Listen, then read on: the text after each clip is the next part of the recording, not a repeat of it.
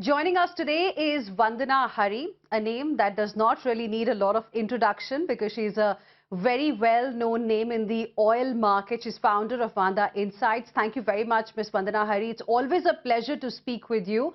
Like we were just discussing, 2026 has started on a rather stormy note as far as the oil sector is concerned. US President Donald Trump captured Venezuelan President Nicolás Maduro on January 3rd. He has declared that Washington is going to take control of Venezuela and American companies are going to pump in billions of dollars to revive the Venezuelan oil industry. So I want to understand from you, what does this development mean for the global oil industry? Hi, Heena, and thank you for having me back on your show. Look, Trump has made very high-level, sparse comments, I would say, given the complexity of the situation.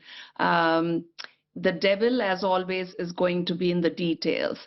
Now, some details have come out after Trump's initial press conference, especially from Secretary of State Marco Rubio, especially pertaining to the oil market and how the situation will impact Venezuela's oil sector.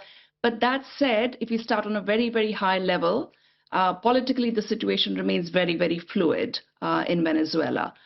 As far as what Marco Rubio said, he said the US continues its quarantine. Those are the words that he used. You can call it sanctions, blockade, embargo against Venezuelan oil. Now, that is something that has been in place since December, and it has, what we've seen over the past several weeks is that it has curtailed Venezuelan oil production. So if we take about just under 1 million barrels per day as the normal, the production went down by about 300,000 or 400,000 barrels per day as Venezuela ran out of storage, essentially, because its exports were being curbed. Now, exactly where that situation today is, there's a little bit of conflicting signals that the oil market is getting. There have been some reports that tankers have been able to leave Venezuela after what happened over the weekend, which suggests that this storage situation may ease and Venezuela may be able to go back to its normal 900,000 barrels per day production.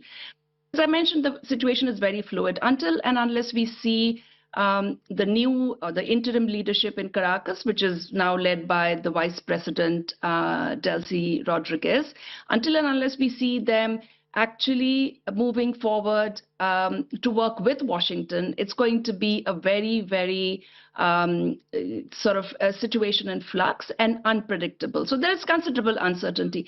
The reason you're seeing a very limited range-bound reaction in crude is that at the end of the day, it's about just under 1 million barrels per day. So as long as we're not looking at a regional conflagration, which is not my base case, certainly at this time, okay. It's a very small amount of oil in the global scheme of things, you know, where we are consuming 102, 103 million barrels per day.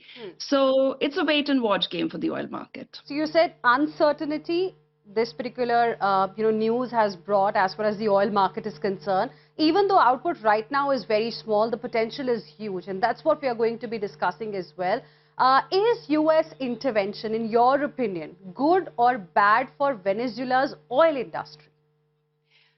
Depends on who you're talking to. So also depends on whether the next 12 months, 24 months prove that Trump's gamble was right or not.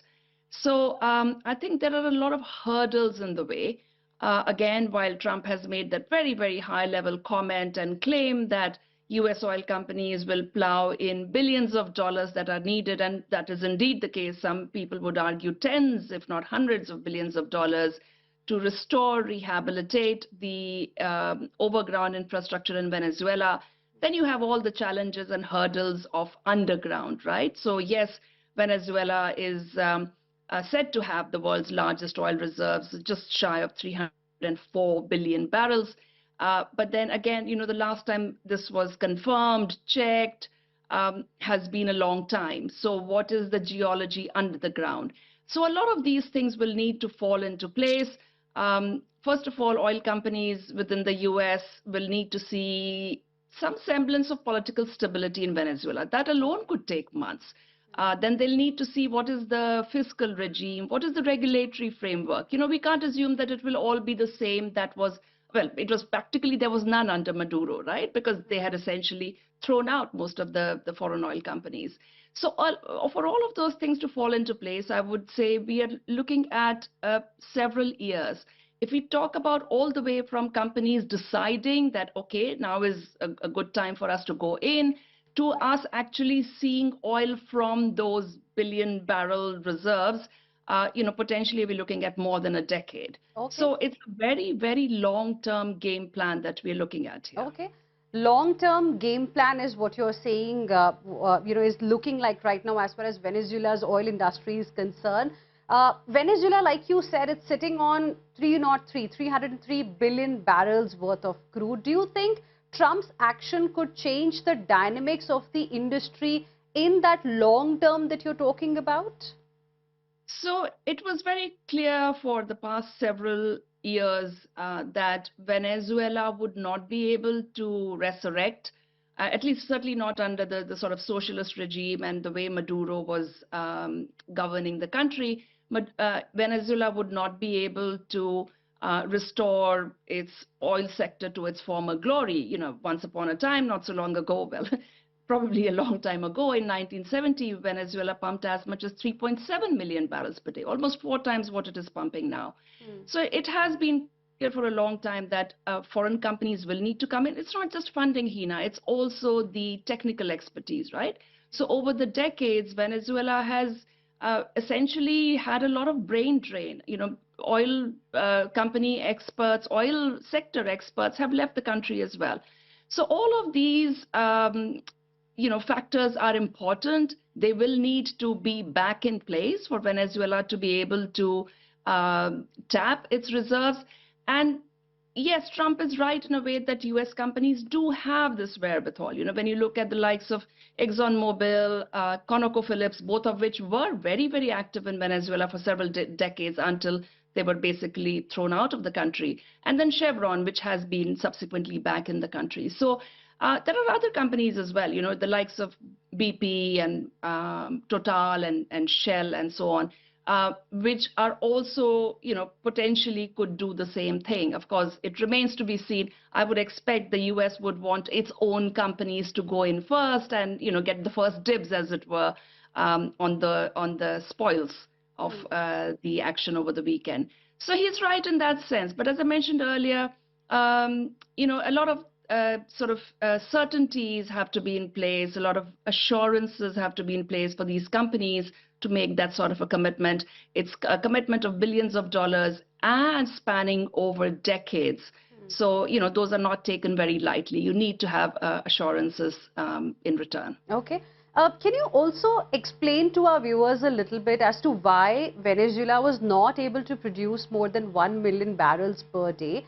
The highest, like you mentioned, has been about 3.7 million barrels, that too in the 70s. Because on paper, if you look at the data, it actually looks like an energy superpower, something, that has a lot of potential and that still remains unexplored. Yes, so Hina, good question. It's that story is what is under the ground is only part of the equation, right? What happens over the ground in terms of what is the expertise, how deep are the pockets of the companies that are working? What is the governance structure? Is there political stability in the country? Are foreign players welcomed? What sort of return they get, and all of these things count. Over the decades, what happened since Venezuela had its historic high is that, well, first of all, socialism happened, nationalization of assets happened. And the moment you do that, basically you throw out all the foreign companies which had all the investment that was needed, which had all the technical expertise that was needed, and then you give everything to the state-owned PDVSA. That company was not ready, was nowhere near equipped to carry on the work, or let alone continue tapping those hundreds of billions of barrels of oil. So it was basically policy, It was nationalization of resources, and subsequently, in more recent years, it was the U.S. sanctions. I think that was the sort of the last straw on the camel's back. Trump, in his first term, put quite crippling sanctions on the Venezuelan government, as well as on PDVSA, which saw, so even as recently as 2016, it's 10 years ago, Venezuela was pumping around 2 million barrels per day. But I would say the last hit it took was because of the US sanctions. Do you think the target was also China, perhaps, given the fact that China is Venezuela's biggest oil buyer? So yes, I mean, under Trump's sanctions, China has been practically the biggest, well, has been the biggest buyer. I was going to say practically the only buyer, but it's not the only buyer. It does supply, Venezuela does supply some of its South American neighboring countries at very, very discounted rates. You know, another failed policy, of course, it doesn't help the oil sector. So this action does affect China pretty severely, because China, and especially the smaller independent players, refiners in China, commonly called teapots, are very reliant on discounted crude. So they are typically the ones that today buy discounted Venezuelan, Russian, and Iranian crude. Their margins are razor thin. These are plants essentially that need cheap crude to be able to make any kind of profit. So China is definitely will be hit, especially if it stops getting access to these discounted barrels, which I presume is what will happen now, even while Venezuela is under the interim US administration. But was this done specifically to harm China? You know, probably it's more collateral damage. That's what I would say. Okay. Now, let's also talk about oil prices. That's what everybody's now interested in. What does this mean for oil prices? We didn't really see, like you also mentioned, big movement since the development. But in the near future, in the medium term, where could the oil prices go because of this? Yes. So just let us examine the Venezuela factor and how it could play out in terms of the impact on oil prices. So on a very baseline level, you have to bear in mind that here we're looking at about 900,000 barrels per day, 1 million barrel per day of supply. So the best case scenario is, as I mentioned, 400,000 barrels per day had been disrupted or locked out as a result of the US embargo in December. That returns. So we're looking at plus 300,000 or 400,000 barrels per day. Venezuelan output normalizes at around 900. Now, it going higher is a story of stretched over several months, if not years. So we'll not go there. Or the oil market is looking at what is the near-term and short-term impact of the situation, right? The worst case scenario, which is again a tail risk, not at all my base case, is that you know, we see that there is still a lot of resistance in the interim leadership in Caracas towards Washington. So could they maybe say, we're just going to completely halt production? It would be like cutting your nose to spite your face. You know, it wouldn't really help them. So I don't know why they would do that, which is why I say it's tail risk. But if they do, then the market loses about 900,000 barrels per day, which again, in today's environment, you know, with an moderately oversupplied market, it's not going to be cause for a major rally in prices. So any which way you look at, you know, the sort of extreme situations and everything in between is basically tells you that it's what you're going to see in terms of price reaction is going to be quite moderate, which is exactly what we have been seeing since markets reopened on Monday, you know, very, very range bound, maybe plus 50 cents to minus 50 cents, which is, you know, considering the volatility we've been seen through recent years, it's like almost flat. No, it's almost stable. Okay. Now, let's talk about India. What does this development mean for a country like India? We also used to buy Venezuelan oil. We don't buy it anymore. What does it mean for India? Yeah. So on the price impact level, it's probably a good thing. I think Indian refiners can breathe a sigh of relief.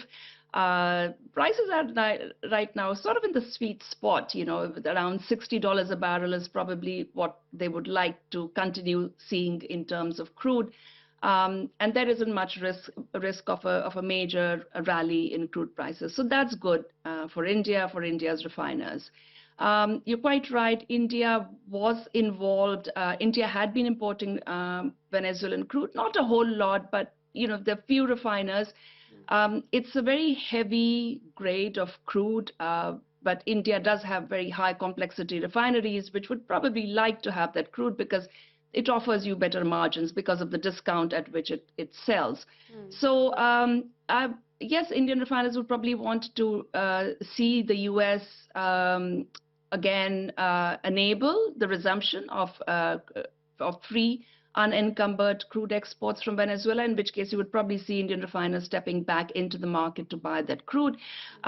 It would probably not be discounted in the sense of not sanctions discounted. The discount I mentioned earlier was like by virtue of being heavy, viscous crude, it is discounted as opposed to lighter and medium grade crudes. Indian upstream players, so ONGC Videsh Limited has been involved in the upstream sector. I would expect them to want to return to the country. It is also, I understand, owed a lot of money by PDVSA. So I think that's a very important factor as well. They would probably want to be able to recoup that investment that they have made. So sort of as we were talking about China earlier, not that scale of impact for India, but again, hoping for everything positive to come out of the situation. Okay. One last question before we let you go. 2026, what is the trajectory of crude oil prices? Are we looking at? Is there any kind of a target that you have in mind? So we are entering a year with a bit of a surplus. I do not peg the surplus to quote unquote glut levels. Some of the higher big numbers we've seen out there is 3 to 4 million barrels per day of excess supply. In our own calculations, we estimate about 1.5 to 1.7 million barrels per day of surplus. Based on everything that we know today. Of course, a lot could change. I think OPEC plus the group of 8 members especially who have been unwinding their cuts, I would expect them to stand ready to put a floor under prices at some point should we see Brent starting to spiral towards $55 or $50. So there's sort of balancing and offsetting factors in the market. China has been building its strategic reserves of crude quite a bit in recent years, nearly 1 million barrels per day purchases on average through 2025. So if prices go lower, China could step in to buy a little more actively as well. That sort of puts a floor to prices as well. So all of that put together, I expect sort of Brent to average in the low 60s. It averaged in the high 60s last year, so about $5 to $6 lower this year. Super. We leave it there. Thank you very much, Ms. Vandana Hari. It's always a pleasure to speak with you. Thank you for joining us today. Thank you, Heena.